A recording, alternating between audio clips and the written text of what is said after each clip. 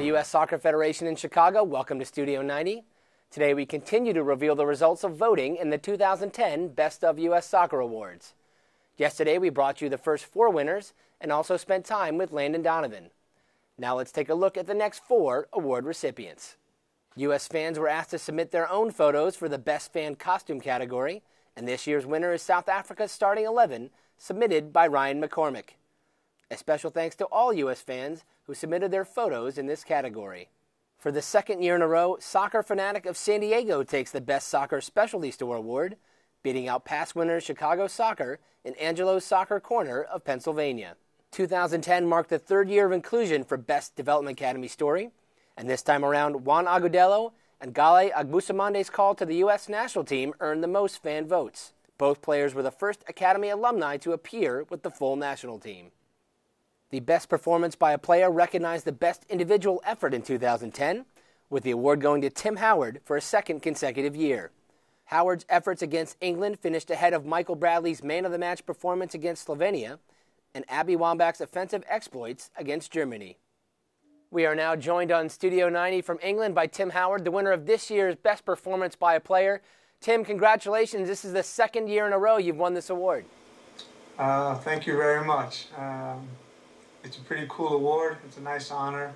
I certainly would like to thank the fans who voted for me at ussoccer.com. It is very special, but as you said, to win it 2 years in a row means a heck of a lot. Tim, what did this game mean for you personally, not only for the result and what it meant to the U.S. team, but having played in England for so long and played against many of these players? Yeah, there was a lot of emotions involved in the game for all those different reasons. The first game of the World Cup, it was against England, who a lot of our players knew very well. Individually, I knew a bunch of the guys personally on the other side of the field. So there was so much riding on the game and so much emotions. But I do remember a sense and a feeling from the guys that we weren't scared going into that game.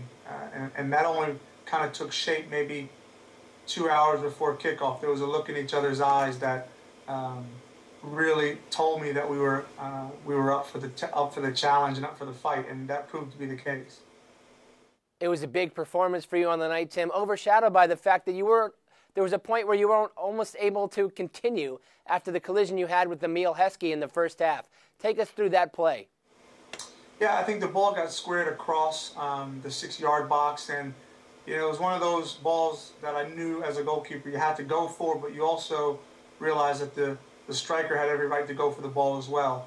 And doing what we do as goalkeepers, we leave ourselves exposed, and I think he took full advantage of that and let me know that he was there. So it's part of the position, it's part of the danger of the game. I was just happy that I could continue because, yeah, it was a pretty tough knock in a really, really difficult area for a goalkeeper, but I was able to continue on, and the way the game finished, it made it that much more special. You could clearly see on the look on your face in that moment, you were in serious pain. How did you fight through it in that moment? Well, adrenaline is a huge factor. As long as nothing was broken, and I wasn't sure initially, then pain management was the way to go, and the doctors and the training staff did a great job and got me through the game. And as I said, adrenaline is always the X factor, so you can never legislate for that until you have it. You did stay in the game, a strong performance in the second half with a bunch of big saves. Is there anything in particular that sticks out in your mind? Well, I think the people talk about the save against Emil Heskey on the breakaway, and I think that was telling. That was a big moment for me, for the team. I think he would have probably liked to have the chance back and possibly put it a little bit more to one side or the other. But that's what we do as goalkeepers. We're taught to stand big and as long as we can and take away as much of the goal as possible. So in that particular play, that went well. In the context of how the rest of the group went in terms of group play for the U.S. team, how important was this result in the opening game against England?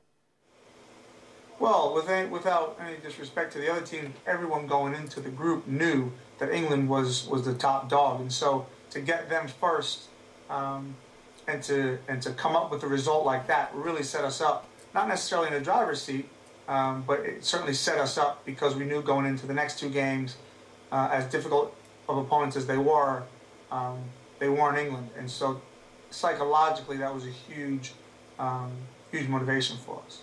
Tim, you've now played in a lot of huge games in your career with Manchester United, Everton, and the U.S. national team. Where does this performance rank in your career at this point? Well, I think for me it certainly has to be very close to the top, simply because it was my first World Cup game. It was against such a formidable opponent like England, and the team overall and individually played well. As we head now into 2011, Tim, the big thing on the schedule for the U.S. team is the Gold Cup this summer. Given how that played into the last cycle, how important is it for the U.S. team to win the Gold Cup in 2011? It's huge. We know that it qualifies us for the Confederations Cup. I think it goes without saying what our performance in the 2009 Confederations Cup did for us as a team, as a country. It's also huge because we like to continue to dominate this region, and we know that us, along with Mexico, have done that for quite a while, and that's important to us. And we always know Mexico's lurking in there, and there's some really good teams. So the Gold Cup is fun for everyone. I think for the fans, for CONCACAF, certainly for the players, we really enjoy playing in it. And what better way to cap off a tournament than by getting to the final and winning? And I experienced that in 2007. Certainly the team in 2009 got to the final against Mexico as well. So it's important for us. I think all the players and the staff would certainly attest to that. Tim, thanks so much for taking the time, and congratulations once again for a great campaign and for winning the best performance by a player in 2010. Thanks for having me, guys. I appreciate it. That's it for today's episode. Join us again tomorrow as we wrap up the 2010 Best of U.S. Soccer Awards. Thanks for joining us on Studio 90. We'll see you next time.